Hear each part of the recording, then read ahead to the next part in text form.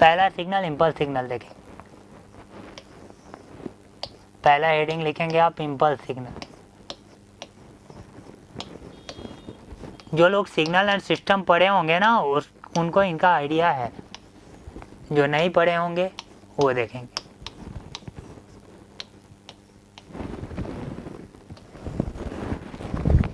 Okay, impulse signal first of all यहाँ पे हम लोग देखने वाले हैं साहब इम्पल्स सिग्नल। ओके, तो impulse signal, actually impulse signal यहाँ पे देखने वाले हैं। तो कैसा होता है इम्पल्स सिग्नल, देखो इसको हम लोग सपोज करो कोई फंक्शन ऑफ टी है, ठीक है, टाइम का फंक्शन है एफ ऑफ टी। इसको एक्चुअली स्टैंडर्ड फॉर्म में ऐसे लिखा जाता है डेल ऑफ टी से, इसको पढ़ते हैं del of t. Del of t मतलब इम्पल्स सिग्नल, ऊपर भी मैं लिख चुका हूँ, ठीक है ना। तो इसको हम लोग ऐसे देखते हैं, ठीक है, f of t equal to del of t. इसका ग्राफ कैसा होता है देखेंगे, इसका ग्राफ कैसा होता है,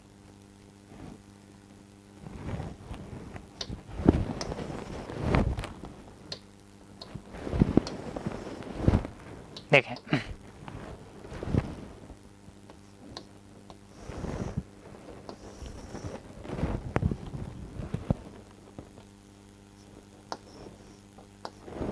देखें डेल ऑफ टी, इसको सपोज करो एफ ऑफ टी से मैं रिप्रेजेंट कर रहा हूँ। ये कोई फंक्शन ऑफ टाइम है, इसका ग्राफ कुछ ऐसा होता है। देखो ब्लैक मार्कर से मैं बना रहा हूँ यहाँ,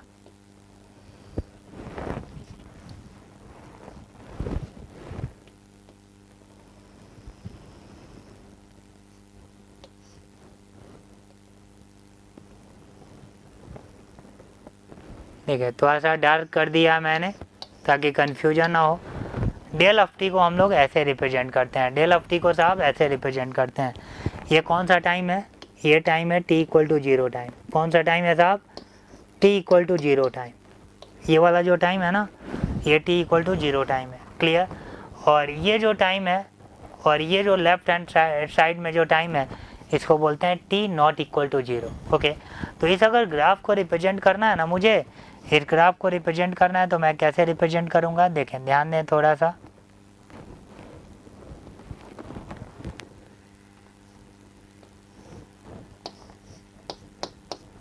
देखें हम लोग इसको ऐसे रिप्रेजेंट करते हैं, f of t is not equal to zero when t equal to zero. अभी समझा दूंगा मैं।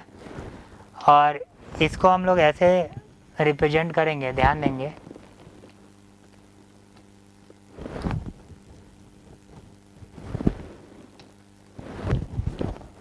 This value is equal to zero when t not equal to zero. देखें f of t is not equal to zero when t equal to zero. देखो t equal to zero पे इसका value क्या है, कुछ ना कुछ फाइनाइट वैल्यू है। टी इक्वल टू जीरो पे इसका कुछ ना कुछ फाइनाइट वैल्यू है। टी नॉट इक्वल टू, देखो टी इक्वल टू जीरो पे इसका कुछ ना कुछ फाइनाइट वैल्यू है, मतलब ये जीरो के इक्वल नहीं है। फाइनाइट का मतलब क्या है, फाइनाइट का मतलब होता है value which is not equal to zero, not equal to infinite is called finite value. Okay, मतलब टी इक्वल टू, यहाँ पे टी इक्वल टू जीरो पे इसका कुछ ना कुछ फाइनाइट वैल्यू है, मतलब ये जीरो के इक्वल नहीं है, इनफाइनाइट के इक्वल नहीं है, कुछ ना कुछ इसका फाइनाइट वैल्यू होगा। ओके, और t not equal to zero पे, t not equal to zero का मतलब है कि टी इक्वल टू जीरो के राइट साइड में देखो, या टी इक्वल टू जीरो के लेफ्ट साइड में देखो, इस सिग्नल का वैल्यू क्या है, इस सिग्नल का वैल्यू है जीरो। ओके, तो वहीं यहाँ पे बोला गया है कि जब टाइम जीरो के इक्वल नहीं है, मतलब इस टाइम इंस्टेंट के अलावा जो भी टाइम आपको दिख रहा है उस समय इम्पल्स सिग्नल का वैल्यू क्या होता है, जीरो होता है। तो ये होता है स्टैंडर्ड इम्पल्स सिग्नल। बहुत सारे लोकल ऑथर के बुक में ऐसा लिख दिया जाता है कि टी इक्वल टू जीरो पे एफ ऑफ टी का, डेल ऑफ टी का वैल्यू लिख दिया जाता है इनफाइनाइट, जो बिल्कुल भी सही नहीं है। क्यों नहीं है सही, उसका लॉजिक मैं अभी दिखाऊंगा, आपको बताऊंगा, ठीक है। देखें तो ये आपका प्रैक्टिकल, मतलब ये आपका इम्पल्स सिग्नल है। ये इम्पल्स सिग्नल को स्टैंडर्ड फॉर्म में हम लोग ऐसे रिप्रेजेंट करते हैं, ऐसे रिप्रेजेंट करते हैं, क्लियर। ओके, अब अगर मैं बात करूं कि प्रैक्टिकल इम्पल्स सिग्नल कैसा होता है, तो प्रैक्टिकल इम्पल्स सिग्नल साहब कुछ ऐसा होता है। ध्यान देंगे, प्रैक्टिकल इम्पल्स सिग्नल की बात करना चाहता हूं तो प्रैक्टिकल इम्पल्स सिग्नल कुछ ऐसा होता है, ध्यान देंगे।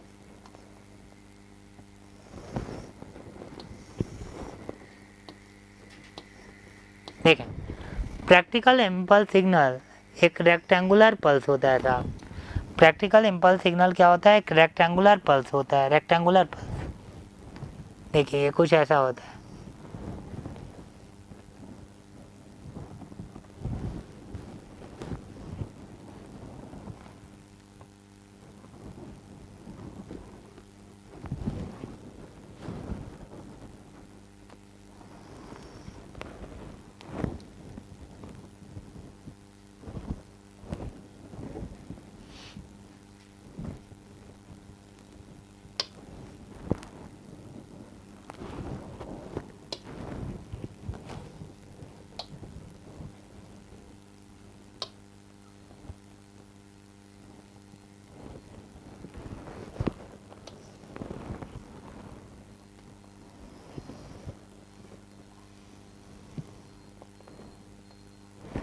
ये होता है प्रैक्टिकल इम्पल्स सिग्नल, ये होता है प्रैक्टिकल इम्पल्स सिग्नल। थोड़ा सा ध्यान देना है आपको।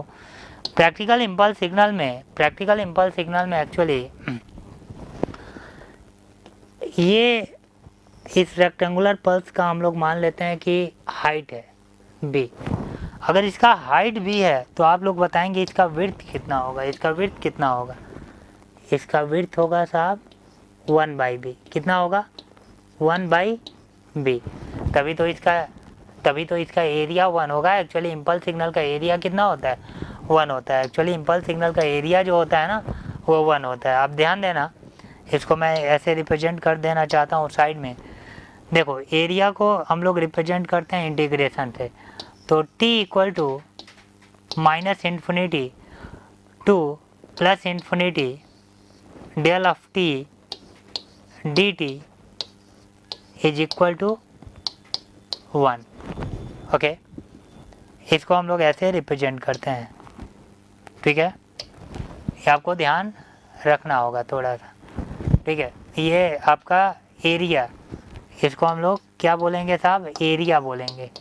तो ये ध्यान रखेंगे कि इम्पल्स सिग्नल का एरिया कितना होता है? 1 होता है। इम्पल्स सिग्नल का एरिया 1 होता है, इस चीज़ को ध्यान रखना है। ओके, कई बार एग्जाम में पूछ लिया जाता है, तो ये ध्यान रखेंगे। इम्पल्स सिग्नल का एरिया होता है साहब 1। तो देखें प्रैक्टिकल, देखो इम्पल्स सिग्नल को ये रिप्रेजेंट करने का एक आइडियल तरीका है। लेकिन प्रैक्टिकल इम्पल्स सिग्नल ऐसा होता है, एक रेक्टेंगुलर पल्स होता है जिसका विड्थ होता है 1/b और जिसका हाइट होता है b। तभी तो इसका ये एरिया होगा b into 1/b, that is nothing but 1। Impulse signal का एरिया 1 होता है। तो देखें अगर इस विड्थ को मैं डिक्रीज करूँ, 1/b को मैं डिक्रीज करूँ, तो डेफिनेटली b हाइट हमारा इंक्रीज होगा। और अगर विड्थ को मैं 0 कर दूं तो ये हाइट इनफाइनाइट हो जाएगा। लेकिन अगर रेक्टेंगुलर पल्स के विड्थ को आप 0 कर दोगे तो फिर वो रेक्टेंगुलर पल्स ही नहीं बचेगा। तो फिर वो कोई रेक्टेंगुलर पल्स ही नहीं बचेगा, तो फिर वो हमारा कोई प्रैक्टिकल इम्पल्स सिग्नल बन ही नहीं पाएगा। तो इसलिए किसी रेक्टेंगुलर पल्स के विड्थ को 0 करना इम्पॉसिबल है। तो जब इसके विड्थ को आप 0 नहीं कर सकते हो तो क्या इसके हाइट को इनफाइनाइट कर सकते हो? नहीं कर सकते हो। इसलिए मैंने बोला कि t इक्वल टू 0 पे, मैंने बोला कि यहाँ पे ये t इक्वल टू 0 पे जो डेल ऑफ t का जो वैल्यू होता है ना वो कुछ ना कुछ फाइनाइट वैल्यू होता है। ये कभी भी इनफाइनाइट नहीं हो सकता है, क्योंकि विड्थ कभी 0 नहीं होगा तो हाइट कभी इनफाइनाइट नहीं होगा। ओके, तो इसलिए आपको हमेशा ध्यान रखना है कि ये जो t इक्वल टू 0 पे इसका जो वैल्यू होता है ना ये कुछ ना कुछ फाइनाइट वैल्यू होता है, जो आपको क्लियर वर्ड्स में, क्लियर वे में मैंने यहाँ पे आपको दिखा दिया है कि f of t not equal to 0 when t equal to 0। Okay, t equal to 0 पे इसका वैल्यू कुछ ना कुछ फाइनाइट होगा, ठीक है।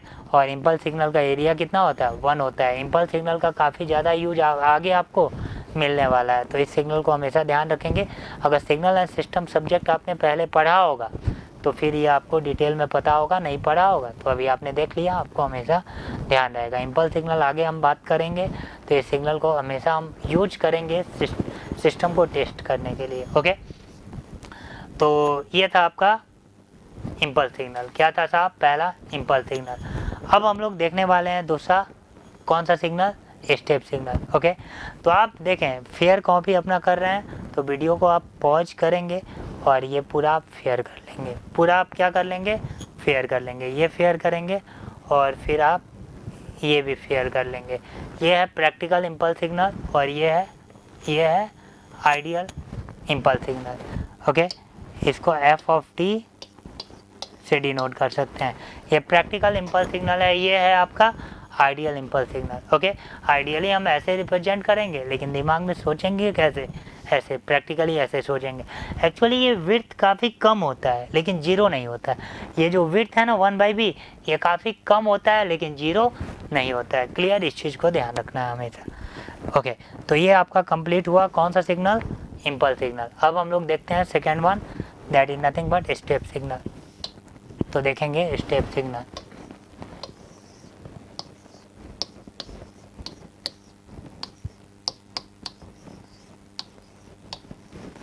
स्टेप सिग्नल, ओके, ये भी काफ़ी इंपॉर्टेंट सिग्नल है साहब। स्टेप्स देखो, इम्पल्स सिग्नल और स्टेप सिग्नल, ये दो सिग्नल का यूज आपको काफ़ी ज़्यादा मिलेगा। क्यों ज़्यादा मिलेगा, ये टाइम रिस्पॉन्स में आपको समझ में आएगा। तो इम्पल्स सिग्नल और स्टेप सिग्नल अच्छे से आपको देखना है। देखें कैसा होता है स्टेप सिग्नल, ध्यान देंगे।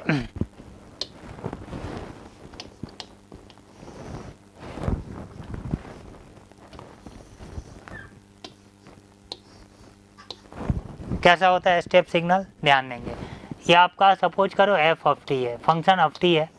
मैं सारे सिग्नल को एफ ऑफ टी से ही रिप्रेजेंट करूँगा, तो बिल्कुल भी आपको कोई टेंशन लेने का ज़रूरत नहीं है। देखो ये सिग्नल कुछ ऐसा होता है साहब, ओके, जिसका वैल्यू कुछ फाइनाइट बना रहता है ए, कब, when t greater than equal to 0। अभी मैं रिप्रेजेंट करके आपको दिखा दूंगा। और अगर टी लेस देन 0 है तो इस सिग्नल का वैल्यू क्या बना रहता है, 0 बना रहता है। क्या बना रहता है, 0। अगर इस टाइम को मैं लेना चाहूँ ना, तो मैं चाहूँ तो इधर भी ले सकता हूँ।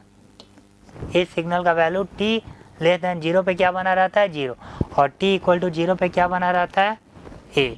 ओके, इस टाइम को हम लोग ले लेते हैं t equal to 0 time. Clear, तो इस सिग्नल को अगर रिप्रेजेंट करना है तो साहब मैं ऐसे रिप्रेजेंट कर सकता हूँ। ध्यान देंगे, f of t is equal to a when t greater than 0। जब t ग्रेटर दैन 0 होगा तो इसका वैल्यू आप देख सकते हो क्या बना हुआ है, a बना हुआ है। कब तक, t इक्वल टू इनफाइनाइट तक। कब तक, t इक्वल टू इनफाइनाइट तक। और t लेस दैन 0 पे इस सिग्नल का वैल्यू कितना दिख रहा है, 0। ओके, तो t लेस दैन 0 पे इस सिग्नल का वैल्यू कितना दिख रहा है, 0 दिख रहा है। क्लियर, तो इस चीज़ को ध्यान रखना है आपको। इस सिग्नल का वैल्यू 0 होगा कब, t लेस दैन 0 पे, t लेस दैन 0 पे। तो इसको आपको ध्यान रखना है, ठीक है। ओके,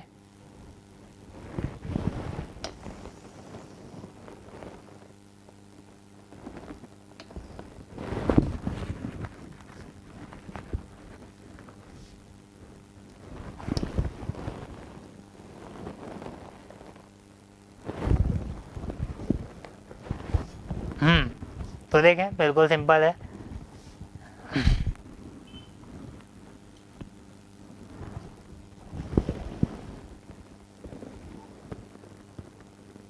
ओके, तो एक्चुअली आप देख सकते हो यहाँ पे एफ ऑफ टी का वैल्यू ए कब, when t greater than equal to 0, and इस सिग्नल का वैल्यू 0 कब होगा, when t less than 0, t less than 0। ये आपका स्टेप सिग्नल होता है, ये आपका प्रैक्टिकल स्टेप सिग्नल होता है। यहाँ पे अगर कोई पूछे कि ए का वैल्यू, ए का मतलब क्या होता है, तो आप बोलेंगे A is nothing but amplitude. A का मतलब क्या होता है, तो आप बोलेंगे A is nothing but amplitude. Okay, amplitude, या ए को आप चाहें तो बोल सकते हैं स्टेप साइज। क्या बोल सकते हैं, स्टेप साइज। तो कई बार स्टेप साइज टर्म यूज किया जाता है और कई बार एम्पलीट्यूड टर्म यूज किया जाता है। क्लियर, ओके, तो देखें ये स्टेप साइज क्यों है, ये लैडर की तरह है, सीढ़ी की तरह है। मतलब यहाँ तक इसका वैल्यू 0 था और आपने एक स्टेप लिया और ए पे आप कांस्टेंट बने रह गए कब तक, टी ग्रेटर दैन, मतलब टी इक्वल टू इनफाइनाइट तक। तो इसलिए इसको हम लोग बोलते हैं स्टेप साइज। क्या बोलते हैं, स्टेप साइज। क्लियर, ओके, तो ए को हम लोग स्टेप साइज बोलते हैं या एम्पलीट्यूड ऑफ स्टेप सिग्नल भी बोलते हैं। ओके, अगर यहाँ पे ए का वैल्यू 1 सेट कर दिया जाए, अगर यहाँ पे ए का वैल्यू 1 सेट कर दूँ, मैं यहाँ पे ए का वैल्यू 1 सेट कर दूँ, if a equal to 1, then this signal is known as unit step signal. Unit step signal. अगर a की वैल्यू को मैं 1 सेट कर दूं तो this signal is known as unit step signal. Unit step signal. Clear? तो ये आपको ध्यान से बिल्कुल समझ के मतलब पढ़ना है, क्योंकि इसका रिक्वायरमेंट आगे बार बार आपको मिलने वाला है, बार बार मिलने वाला है. चलो एक और चीज़ मैं यहाँ डिस्कस करना चाहता हूँ, एक और चीज़ मैं डिस्कस करना चाहता हूँ यहाँ पे, कि ये बताओ कि ये जो स्टेप सिग्नल आपको दिख रहा है, ये राइट हैंडेड सिग्नल होता है या लेफ्ट हैंडेड सिग्नल होता है? तो क्या मतलब होता है राइट हैंडेड सिग्नल का, क्या मतलब होता है लेफ्ट हैंडेड सिग्नल का? अगर सिग्नल एंड सिस्टम आपने पढ़ा होगा तो आप जानते होंगे, नहीं पढ़ा होगा तो देखो जिस सिग्नल का वैल्यू, देखो ये कौन सा साइड है, राइट हैंड साइड, और ये कौन सा साइड है, लेफ्ट हैंड साइड. तो जिस सिग्नल का वैल्यू t ग्रेटर देन 0 पे, जिस सिग्नल का वैल्यू t ग्रेटर देन 0 पे कुछ ना कुछ फाइनाइट बना हुआ हो, जिस सिग्नल का वैल्यू t ग्रेटर देन 0 पे कुछ ना कुछ फाइनाइट हो, और जिस सिग्नल का वैल्यू t लेस देन 0 पे 0 हो, वैसे सिग्नल को क्या नाम दिया गया है, राइट हैंडेड सिग्नल. क्या बोला गया है, राइट हैंडेड सिग्नल. क्लियर? तो ये आपका राइट हैंडेड सिग्नल है. कौन सा सिग्नल है, राइट हैंडेड सिग्नल है. एक और चीज़ आप ध्यान से सुनेंगे, कंट्रोल सिस्टम एक प्रैक्टिकल सब्जेक्ट है, तो यहाँ पे हम लोग सिर्फ राइट हैंडेड सिग्नल का ही बात करेंगे, लेफ्ट हैंडेड सिग्नल का बात नहीं करेंगे. जबकि सिग्नल एंड सिस्टम में आप राइट हैंडेड सिग्नल भी पढ़ते हो, लेफ्ट हैंडेड सिग्नल भी पढ़ते हो. तो एक्चुअली लेफ्ट हैंडेड सिग्नल कुछ ऐसा होता है, सिर्फ देखना है आपको, कॉपी कुछ भी नहीं करना है, समझना है, क्योंकि ये सब बेसिक है. इन सब को नहीं पढ़ोगे तो आगे आपको डाउट आ जाएगा. देखो इस सिग्नल को बोलते हैं हम लोग लेफ्ट हैंडेड सिग्नल, क्योंकि t लेस देन 0 पे इसका वैल्यू a बना हुआ है और t ग्रेटर देन 0 पे इसका वैल्यू क्या बना हुआ है, 0. तो ऐसे सिग्नल को क्या बोलेंगे, लेफ्ट हैंडेड सिग्नल. क्या बोलेंगे, लेफ्ट हैंडेड सिग्नल. ओके, तो देखें प्रैक्टिकली ऐसा सिग्नल एग्जिस्ट नहीं करता है. क्यों? अगर ध्यान देना थोड़ा सा, t इक्वल टू 0 को हम लोग बोलते हैं present time, t greater than 0 को हम लोग बोलते हैं कि ये टाइम जो है t ग्रेटर देन 0 फ्यूचर में मिलने वाला टाइम है, और t लेस देन 0 कौन सा टाइम है, पास्ट में मिलने वाला टाइम है. तो अगर मैं बोलूं कि आप अगले 1 मिनट तक, ध्यान से सुनना, अगले 1 मिनट तक एक कोई डिवाइस है उस पर एक इनपुट अप्लाई करते रहो, अगले 1 मिनट तक फ्यूचर में, ठीक है, अगले 1 मिनट तक आप एक इनपुट अप्लाई करते रहो, तो क्या आप कर पाओगे, बिल्कुल कर पाओगे. अगले 1 मिनट तक कर पाओगे, अगले 1 मिनट तक कोई ना कोई इनपुट आप अप्लाई कर सकते हो. लेकिन अगर मैं बोलूं कि देखो यहाँ लेफ्ट हैंडेड में ये t इक्वल टू 0 टाइम है, मतलब प्रेजेंट टाइम है, ये वाला टाइम प्रेजेंट टाइम. मैं बोलूं कि आप पास्ट में जाओ, मैं बोलूं कि आप पास्ट में जाओ और पिछले 1 घंटे तक या पिछले 1 मिनट तक या पिछले 1 दिन में आप कोई इनपुट ए अप्लाई करके आ जाओ किसी डिवाइस को, तो क्या ऐसा पॉसिबल है? बिल्कुल भी पॉसिबल नहीं है. आप पास्ट में जाके किसी सिस्टम को इनपुट अप्लाई कर सकते हो क्या? नहीं. लेकिन मैं बोलूँ कि आप फ्यूचर में अगले 1 मिनट तक इनपुट अप्लाई करते रहो, तो आप अप्लाई कर सकते हो. जैसे बल्ब आपके रूम में जल रहा है, आपने स्विच ऑन कर दिया अगले 1 मिनट तक, तो आप उसको अगले 1 मिनट तक इनपुट दे रहे हो, लेकिन आपका बल्ब अभी बंद है, और मैं बोलूँ कि पिछले 1 मिनट में जाके बल्ब को ऑन करके आ जाओ, पॉसिबल है क्या? नहीं.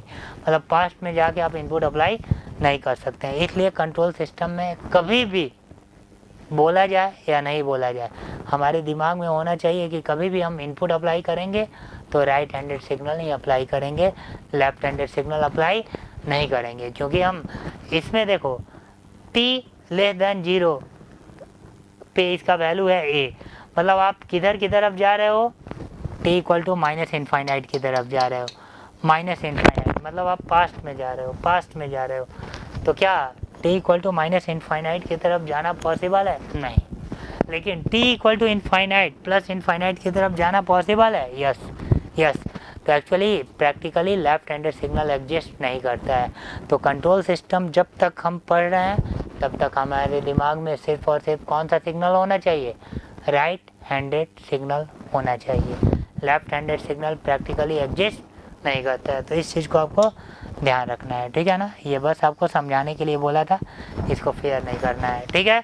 ओके, अब देखें, कई बार आगे आप देखोगे, ये भी देख लो, ये भी समझ लो, कई बार आगे आप देखोगे कि जैसे एफ ऑफ टी कोई सिग्नल लिखा गया है, तो ध्यान से सुनना, साइन ओमेगा टी, तो इसके साथ u ऑफ t जरूर लिखा जाता है, sine omega t into u of t. क्या मतलब है इसका, क्या मतलब है इसका, देखो sine of t into u of t है, मतलब यहाँ पे कौन सा साइन है, मल्टीप्लीकेशन का साइन है, मतलब ये दोनों मल्टीप्लाई हो रहा है। क्लियर। अब देखो साइन ओमेगा टी का ग्राफ कैसा होता है, ध्यान से देखना। साइन ओमेगा टी का ग्राफ कुछ ऐसा होता है, देखो इधर भी होता है लेफ्ट हैंडेड सिग्नल भी, ये साइन ओमेगा टी का ग्राफ है। ये मल्टीप्लाई होना है किसके साथ, यू टी। यू टी का मतलब है 1 इंटू यू टी, ए का वैल्यू 1। देखो यू टी का मतलब है, यहाँ पे थोड़ा ध्यान देना, इस एफ ऑफ टी को हम लोग ऐसे रिप्रेजेंट करते हैं, थोड़ा ध्यान देना है। इस एफ ऑफ टी को हम लोग बोलते हैं ए इंटू यू टी। क्या बोलते हैं, ए इंटू यू टी। तो अगर ए का वैल्यू 1 सेट कर दें तो इसको हम लोग सिंपली यू टी लिख सकते हैं। तो यू टी का मतलब है एक यू टी, अगर ए का वैल्यू 1 सेट कर दें तो इसको हम लोग बोलते हैं यूनिट स्टेप सिग्नल, मतलब ए का वैल्यू 1 सेट कर दें तो इसको बोलते हैं हम लोग यूनिट स्टेप सिग्नल। तो यूनिट स्टेप सिग्नल कुछ ऐसा होगा, देखो थोड़ा सा ध्यान देना, यूनिट स्टेप सिग्नल कुछ ऐसा होगा, देखो सिर्फ देखना है, कॉपी नहीं करना है, समझना है, ऐसा होगा। अब बताओ ये दोनों सिग्नल आपस में मल्टीप्लाई होगा तो जो रिजल्टेंट सिग्नल आएगा वो कैसा होगा, जो रिजल्टेंट सिग्नल आएगा, तो आप देखो यहाँ u ऑफ t में t लेस दैन 0 पे इसका वैल्यू क्या है, 0। तो 0 इस पूरे पार्ट से मल्टीप्लाई होके इस पूरे पार्ट को 0 बना देगा, और ये जो राइट हैंड साइड वाला पार्ट है ये वाला, ये 1 से मल्टीप्लाई हो गया एज इट इज बच जाएगा।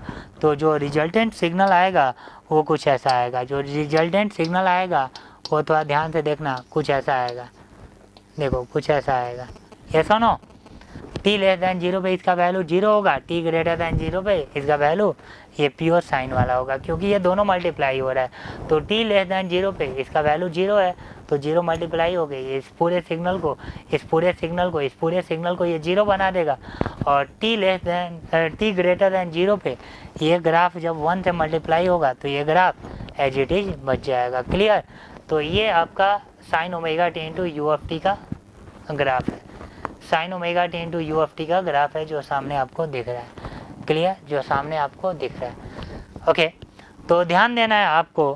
तो इस सिग्नल को क्या नाम देंगे, राइट हैंडेड या लेफ्ट हैंडेड, आप बोलोगे राइट हैंडेड। जिस सिग्नल का वैल्यू राइट हैंड साइड में कुछ ना कुछ बना रहे और लेफ्ट हैंड साइड में जिस सिग्नल का वैल्यू 0 उसको हम लोग बोलेंगे राइट हैंडेड सिग्नल। ओके, अब जैसे बल्ब लगा हुआ है, बल्ब में आप कौन सा इनपुट देते हो, जो आपके घर में अभी बल्ब जल रहा है आपके घर में, उसमें आप कौन सा इनपुट दे रहे हो, एसी सिग्नल।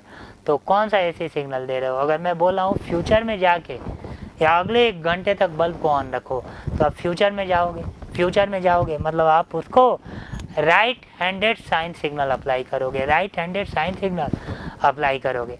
यस और नो, यस। ओके, पास्ट में जाके आप बल्ब को इनपुट नहीं दे सकते हो, तो आप बल्ब को कौन सा इनपुट दे रहे हो, ये वाला इनपुट दे रहे हो। आ रही है बात समझ में, ये वाला इनपुट दे रहे हो। तो देखो आगे कभी भी कोई भी सिग्नल के साथ हम लोग 100% यू ऑफ टी जरूर लिखते हैं।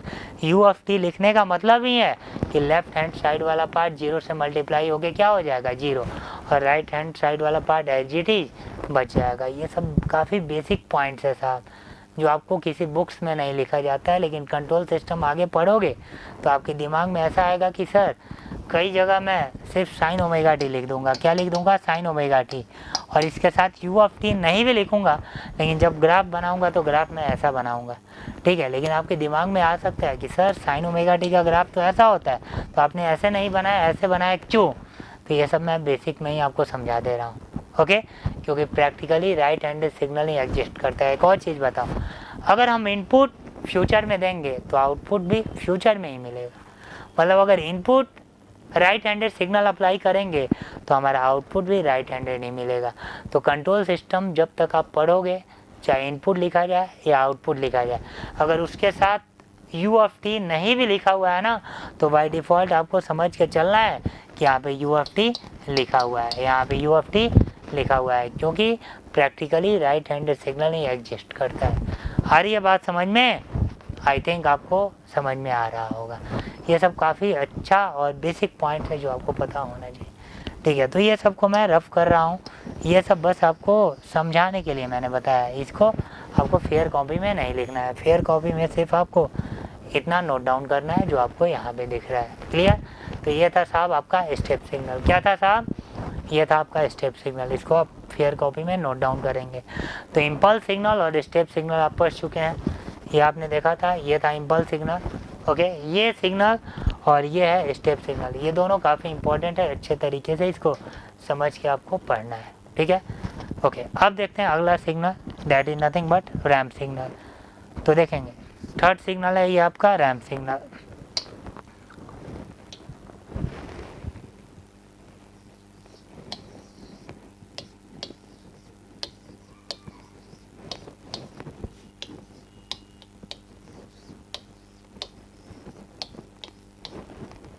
रैम्प सिग्नल देखो, इसको कैसे डिनोट करते हैं? इसको डिनोट करते हैं f of t is equal to 80 into u t, 80 into u t, 80 into u t. ये स्टैंडर्ड फॉर्म है किसका? रैम्प सिग्नल का, ओके। कैसा होता है ग्राफ इसका, और मैथमेटिकली इसको कैसे रिप्रेजेंट करते हैं ये देखेंगे आप लोग यहाँ। देखें ये आपका एफ ऑफ टी है। इस ग्राफ को कुछ ऐसे ड्रॉ करते हैं, तो ध्यान देना है आपको।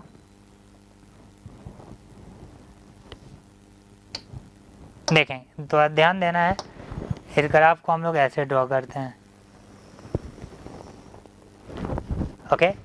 ये आपका रैम्प सिग्नल है, ये आपका रैम्प सिग्नल है, ठीक है। यहाँ पे अगर कोई पूछे कि यहाँ पे ए का मतलब क्या होता है, तो यहाँ पे ए का मतलब होता है स्लोप। देखो ये है आपका ए को क्या बोलते हैं हम लोग? स्लोप बोलते हैं। स्लोप का मतलब होता है d y upon d x. देखो इसको डी वाई बोलते हैं, इसको डी एक्स बोलते हैं। D y upon d x ये होता है स्लोप, ए का मतलब होता है स्लोप, ओके। देखें ये तो आपको पता होगा कि इस स्ट्रेट लाइन का स्लोप अगर इंक्रीज करेंगे तो ये लाइन इधर की तरफ ऐसे वर्टिकल होने का कोशिश करेगा, और इसको अगर हम स्लोप का वैल्यू डिक्रीज करेंगे तो ये लाइन कुछ ऐसा जाने का कोशिश करेगा, कुछ ऐसा जाने का कोशिश करेगा। क्लियर? मतलब ये हॉरिजॉन्टल होने का कोशिश करेगा। अगर इस स्लोप का वैल्यू मैं इनफाइनाइट कर दूं तो ये परफेक्ट वर्टिकल लाइन हो जाएगा, और स्लोप का वैल्यू मैं अगर 0 कर दूं तो ये प्योर हॉरिजॉन्टल लाइन हो जाएगा, प्योर हॉरिजॉन्टल लाइन। इतना बेसिक तो आप जानते होंगे। क्लियर ना? स्लोप आप जानते हो, कभी भी पहाड़ पे आप चढ़ते हो ना तो आप बोलते हो स्लोप काफ़ी ज़्यादा है, स्लोप काफ़ी ज़्यादा है। तो स्लोप का मतलब क्या होता है आप प्रैक्टिकल लाइफ में भी देखते हो। एक जैसे आप लोग अभी जैसे मैं चल रहा हूँ, तो मैं जो चल रहा हूँ यहाँ पे स्लोप क्या है? ये हॉरिजॉन्टल प्लेन है, तो स्लोप 0 है। किसी भी बिल्डिंग में जनरली रूम में स्लोप 0 रखा जाता है, या कभी कभी थोड़ा सा प्रैक्टिकल यूज के लिए थोड़ा सा इंक्लाइंड भी रखा जाता है। लिटरली जो रूफ होता है ना, छत होता है ना, वहाँ स्लोप थोड़ा सा इंक्लाइंड ऐसे रखा जाता है। क्यों? क्योंकि कभी अगर रेन हो, बारिश हो तो पानी निकल जाए, ड्रेनेज सिस्टम अच्छा हो। लेकिन जनरली रूम में जो स्लोप होता है वो हॉरिजॉन्टल टाइप से रखा जाता है, ओके। तो देखें स्लोप 0 मतलब हॉरिजॉन्टल का मतलब है स्लोप 0, वर्टिकल का मतलब है slope infinite, slope infinite, okay. तो देखें ए का मतलब होता है यहाँ slope, okay, d y upon d x. तो ए का वैल्यू जितना इंक्रीज करोगे ये उतना ऐसे होगा, और जितना डिक्रीज करोगे वो उतना इतना होगा। अब देखो यहाँ पे इसके साथ AT के साथ UT लगा हुआ है। अगर AT का मैं ग्राफ आपसे पूछूं प्रैक्टिकली, अगर मैथ्स आप यूज करोगे ना तो AT का ग्राफ कुछ ऐसा होता है। सिर्फ देखना है आपको, कॉपी नहीं करना है, सिर्फ देखना है। AT का ग्राफ कुछ ऐसा होगा। ये है AT का ग्राफ। किसका ग्राफ है साहब? AT का। अब ये अगर U ऑफ T से मल्टीप्लाई हो जाएगा ना तो लेफ्ट हैंड साइड वाला पार्ट 0 से मल्टीप्लाई हो गया 0 हो जाएगा, और राइट हैंड साइड वाला पार्ट 1 से मल्टीप्लाई हो गया एज इट इज बच जाएगा, एज इट इज बच जाएगा। तो देखो किसी भी सिग्नल के साथ U ऑफ T जरूर लगा होगा। तो अगर मैं आपसे पूछूं कि बताओ ये सामने रैम्प सिग्नल दिख रहा है, ये राइट हैंडेड सिग्नल है या लेफ्ट हैंडेड, तो आप बोलोगे अगर U ऑफ T लगा हुआ है तो ये राइट हैंडेड होगा। ये क्या होगा? राइट हैंडेड होगा, क्योंकि राइट हैंड साइड में इसका पार्ट क्या होगा? AT होगा। क्या होगा? AT। और लेफ्ट हैंड साइड में इसका पार्ट क्या होगा? 0 होगा। इस सिग्नल का वैल्यू क्या होगा? 0 होगा। क्लियर? तो इस चीज़ को आपको ध्यान रखना है, ठीक है। ये बनाना नहीं है, ये बस आपको समझाने के लिए मैं बता रहा हूँ, ठीक है। तो ये है आपका रैम्प सिग्नल। अब इसको अगर मैथमेटिकली मुझे रिप्रेजेंट करना है तो कैसे रिप्रेजेंट करूँगा? ध्यान देना है, थोड़ा सा ध्यान देना है। इसको ऐसे रिप्रेजेंट किया जाता है, f of t is equal to a t when t greater than equal to 0 and this signal is equal to 0 when t less than 0. Clear? ये आपको ध्यान रखना है साहब. ये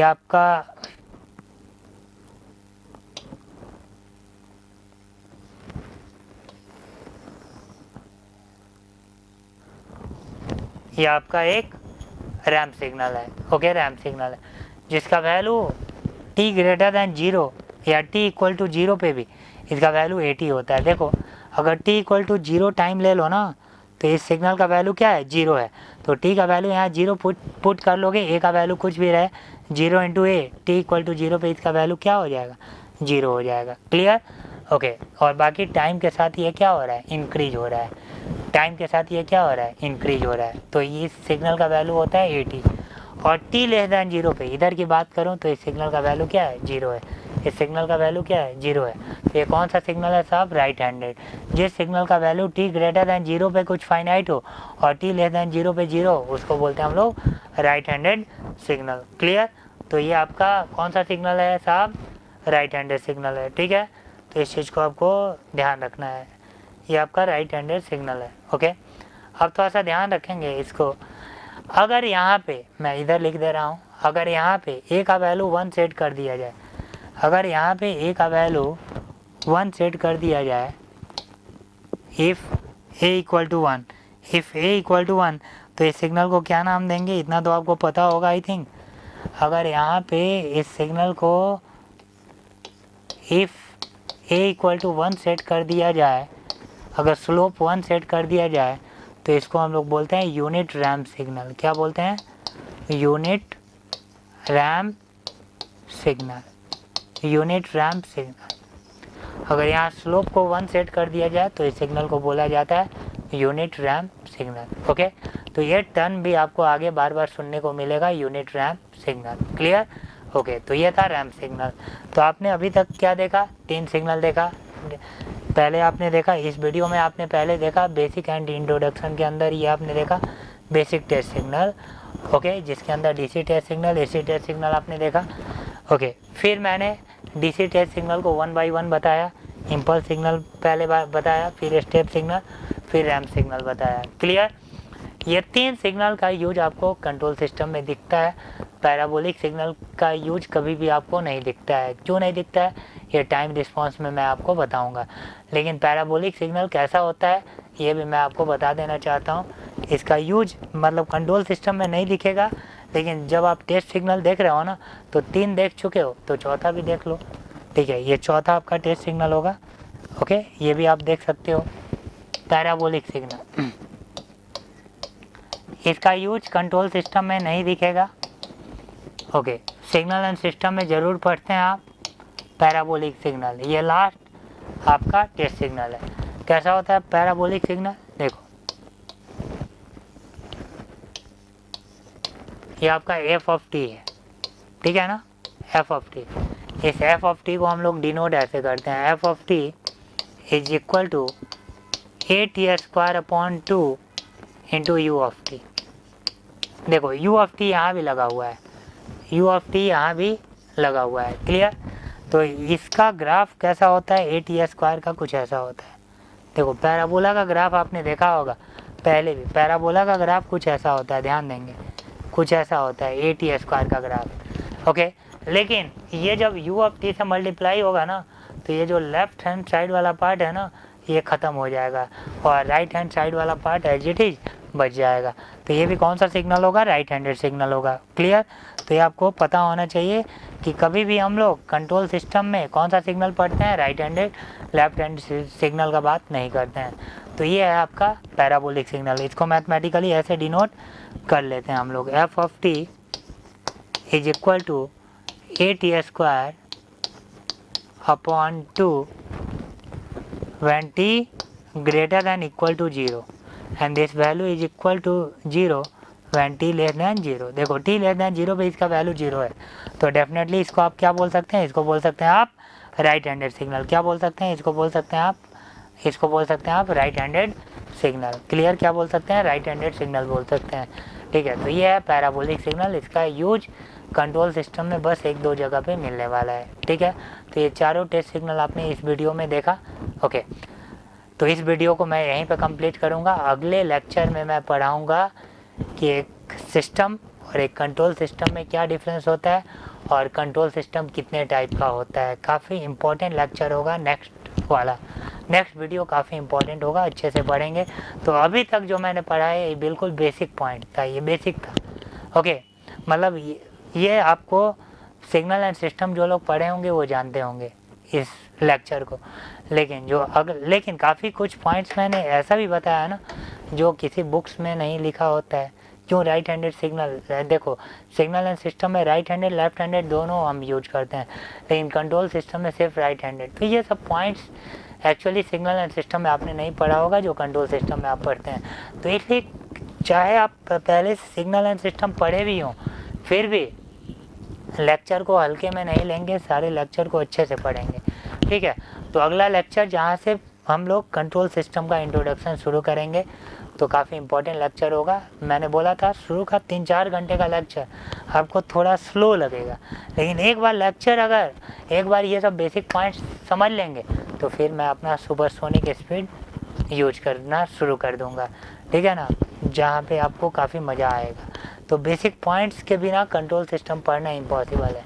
ओके, तो इस लेक्चर को यहीं पे कंप्लीट करता हूँ। Thank you very much. If you really like the video, hit the like button, share the video, comment on our video and subscribe to our YouTube channel and press the bell icon for the latest updates. Thank you.